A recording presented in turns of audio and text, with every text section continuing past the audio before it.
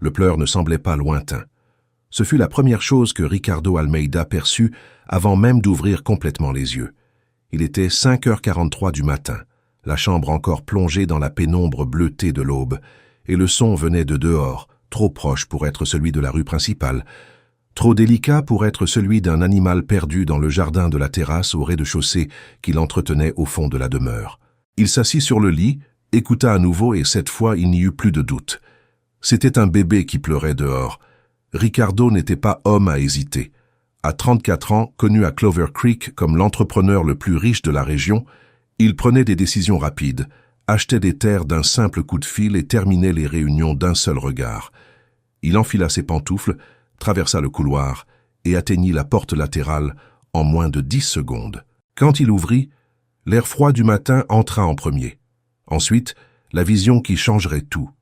Sur le banc de bois de la véranda se trouvait un panier simple, recouvert d'une couverture grise tricotée. À l'intérieur, un bébé s'agitait avec une énergie impressionnante, pleurant de toutes ses forces, comme s'il était là depuis un certain temps et n'avait pas l'intention d'arrêter de sitôt. À côté du panier maintenu sous une petite pierre lisse pour ne pas s'envoler avec le vent, il y avait une carte blanche. Seulement 3 mots écrits à la main. Une nuit seulement. Ricardo resta immobile un instant, tenant encore la poignée. La demeure silencieuse derrière lui, l'aube s'effaçant devant, et un bébé sur sa véranda.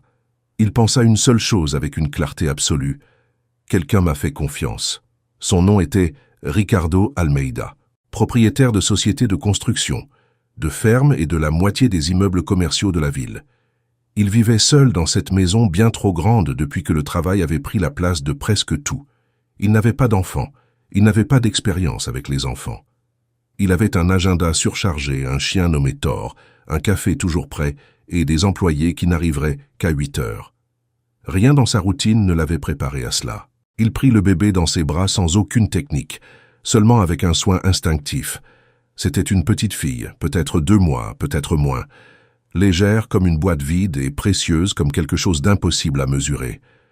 Elle continua à pleurer. Ricardo regarda la route d'accès, les jardins, le portail fermé, aucune voiture qui s'éloignait, personne qui courait, aucune piste à part la carte. Une nuit seulement. Il emmena l'enfant à l'intérieur. Les 20 minutes suivantes ne furent pas élégantes. Ricardo essaya de la bercer, de fredonner quelque chose qu'il ne reconnaissait même pas, de faire les 100 pas dans la cuisine. Rien ne fonctionna. Il n'avait ni biberon, ni couche, ni aucun article vaguement utile pour un nouvel arrivant de cette nature. Il avait des fruits importés, des casseroles coûteuses et une cave climatisée. Il appela la seule personne qui répondrait à cette heure et saurait quoi faire. Madame Patrice, voisine de longue date, 61 ans, ancienne infirmière, célèbre pour résoudre les crises avec le même calme qu'elle taillait ses rosiers. Elle répondit à la 2e sonnerie. « Patrice, j'ai un bébé. » Silence. « Ricardo ?» ?»« Sur ma véranda. » Avec un mot. « Je n'ai aucune idée de ce qu'il faut faire. J'arrive dans 4 minutes. » Elle arriva en 3. Elle entra sans cérémonie, prit l'enfant dans ses bras avec une assurance immédiate, et comme par une magie ancienne, les pleurs diminuèrent jusqu'à devenir des sanglots, puis le silence.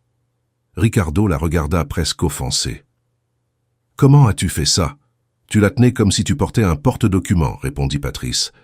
Elle examina le bébé avec une expérience tranquille, toucha son front, ajusta la couverture, vérifia la couche. Elle va bien. Elle a faim et elle est mal à l'aise. Quelqu'un s'est occupé d'elle avant de l'amener. Qui laisse un bébé comme ça ? Patrice le regarda.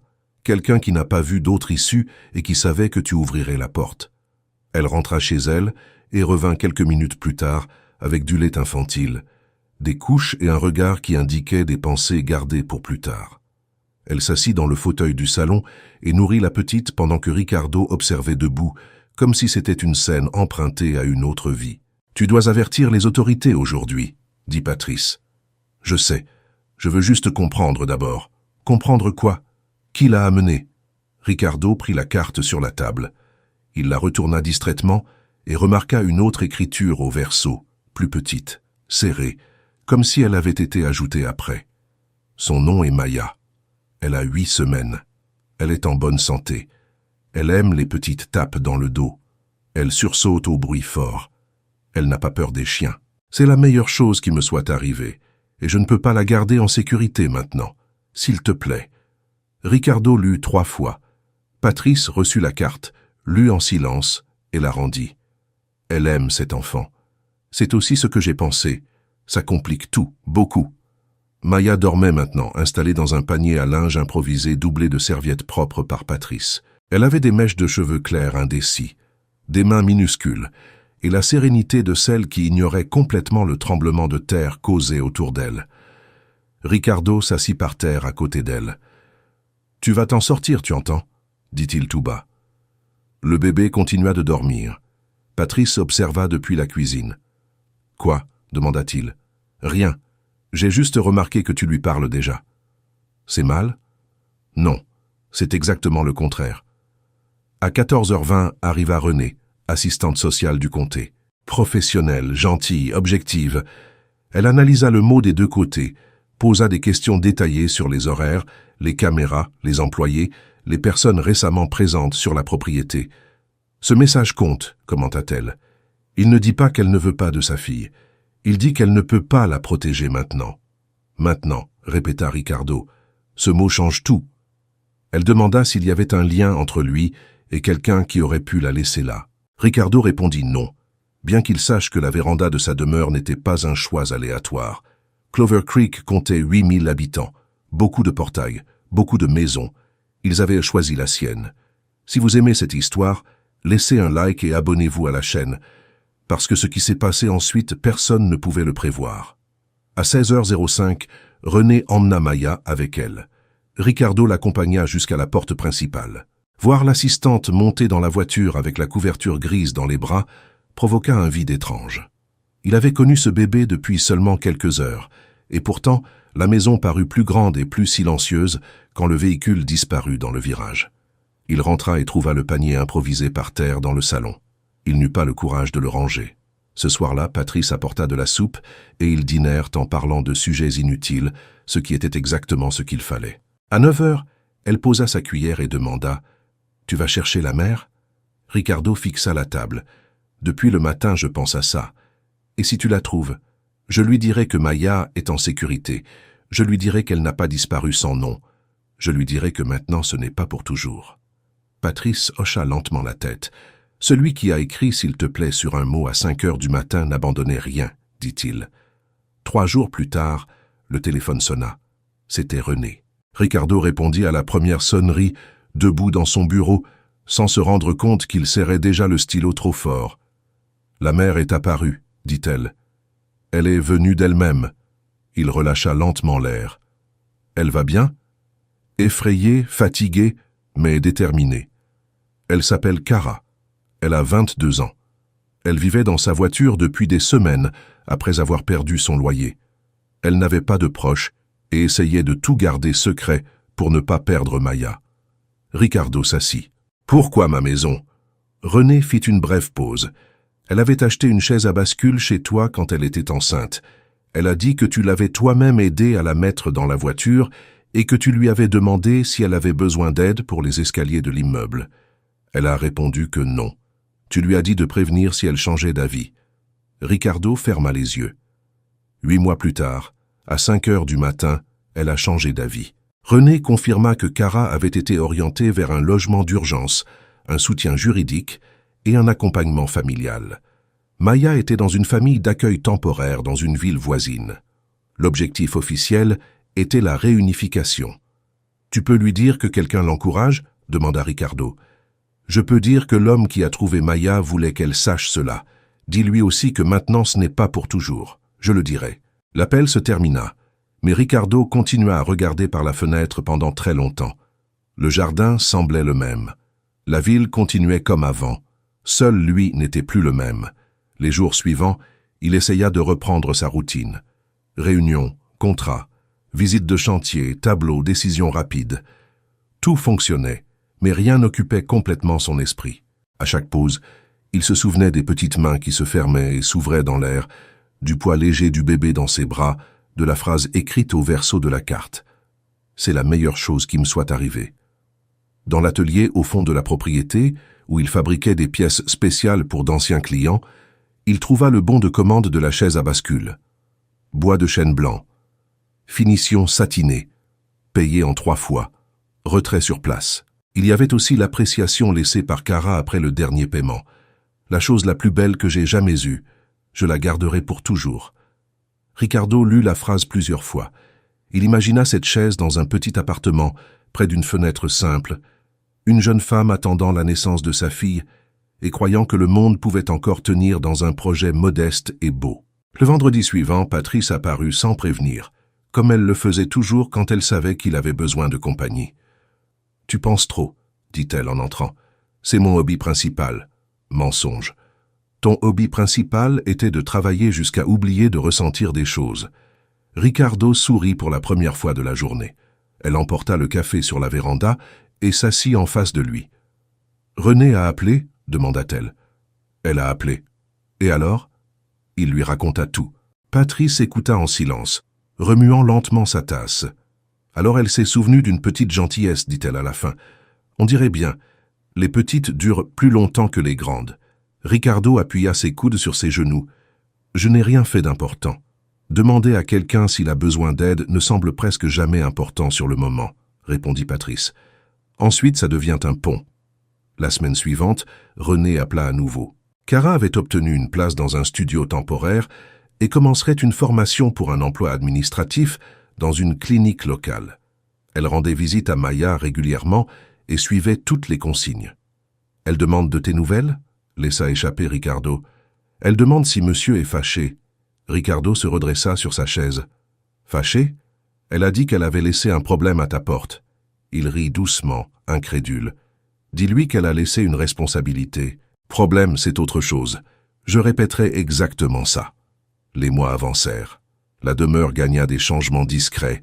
Le panier improvisé restait dans le débarras, propre et rangé. Le chien Thor se mit à dormir près de lui sans raison apparente.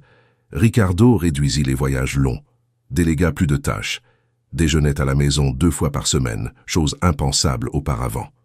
Il commença aussi à financer anonymement un programme local d'aide aux mères en situation d'urgence. Il n'en parla à personne, sauf à Patrice qui le découvrit en 2 jours et feignit la surprise pendant seulement 3 secondes. 7 mois après le matin du mot, René demanda à le rencontrer en personne. Ils vinrent à son bureau. « J'ai l'autorisation de Cara de te dire ceci », commença-t-elle. Ricardo attendit en silence. « Le dossier est proche de la clôture. Maya rentrera définitivement à la maison le mois prochain. » Il sourit sans s'en rendre compte. « C'est formidable. Il y a autre chose. Cara veut te remercier. Elle ne demande ni argent, ni faveur, ni rien. Elle veut juste te remercier en te regardant dans les yeux. Elle a dit que si monsieur ne veut pas, elle comprendra. Quand ? Samedi à 10 h au centre communautaire. Lieu neutre. Ricardo arriva à 9h40. Il portait un jean sombre et une chemise simple, chose assez rare pour que Patrice rit quand elle le vit partir. Il attendit sur le parking en essayant d'avoir l'air tranquille.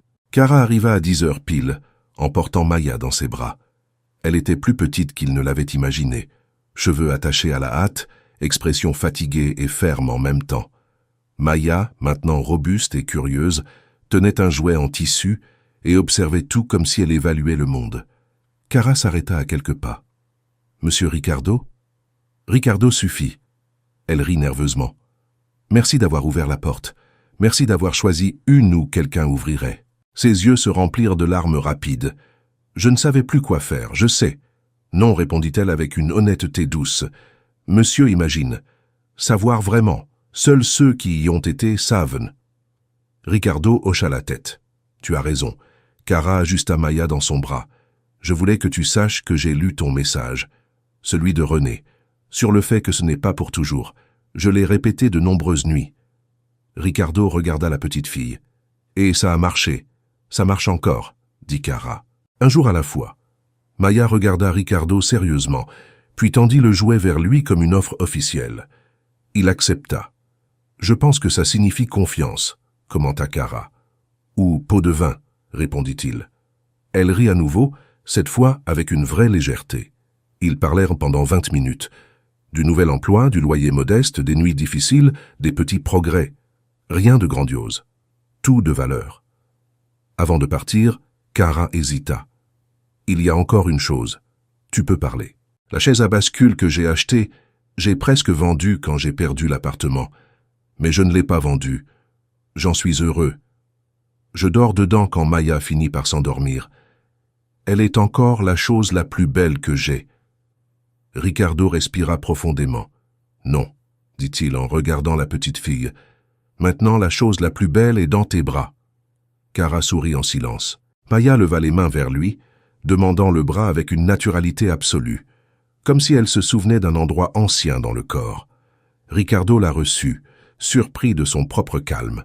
Elle toucha son visage, analysa la montre coûteuse à son poignet et décida qu'elle approuvait les deux. René, observant depuis la porte, essuya discrètement ses yeux. Quand Kara et Maya prirent congé, Ricardo rentra chez lui différent une fois de plus. Sur la véranda où tout avait commencé, il trouva Patrice qui attendait avec 2 tasses de café. « Alors ?» demanda-t-elle. Il s'assit à côté d'elle. « Maintenant j'ai compris. » « Compris quoi ? Que certaines personnes ne frappent pas à notre porte pour demander de l'aide. Elles frappent pour nous apprendre quelque chose. Le lendemain matin, Ricardo fit restaurer le banc de bois de la véranda, mais demanda que l'on conserve une marque discrète dans le coin où la pierre avait maintenu le mot. Il voulait se souvenir. Il fit aussi construire 10 chaises à bascule et les donna toutes au centre communautaire, sans signature. Des mois plus tard, en passant sur la place, il vit Kara pousser Maya dans la poussette et rire au soleil. Il ne s'approcha pas. Il se contenta de saluer de loin. Kara sourit et leva la main en réponse. Cela suffit. Certaines histoires se terminent par des retrouvailles grandioses.